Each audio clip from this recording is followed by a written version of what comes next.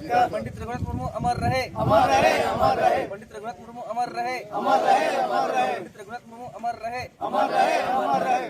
दुमका का हिजला मेला राज्य में आदिवासियों के नाम पर आयोजित एकमात्र 136 वर्ष पुरानी राजकीय मेला है। इस मेले को आदिवासियों की संस्कृति के संरक्षण, पारंपरिक कला, नृत्य, संगीत और रीति रिवाजों के प्रदर्शन और प्रशासन के साथ आदिवासी समुदाय के बीच सीधा संवाद स्थापित करने के उद्देश्य से प्रारंभ किया गया था। लेकिन हिजला गांव के ग्रामीणों में पूर्व सूचना के बावजूद मेला में हिंदी भाषा के साथ संताली भाषा की लिपि औलचिकी में सूचना नहीं देने पर नाराजगी है।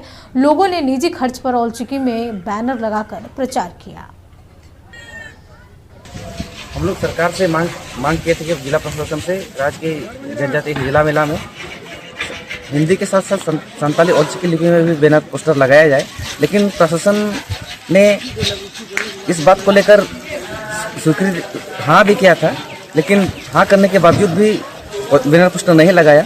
इसके लिए नहीं लगाया तो हम लोगों ने क्या किया, हम लोगों ने अपना व्यय खर्चा से अपने स्तर से औलचिकी में के साथ साथ हिंदी में बैनर पोस्टर लगवाया है। यहाँ पर सामने है, और मतलब अपना भाषा और संस्कृति लिपि को संरक्षण करने के लिए हम लोग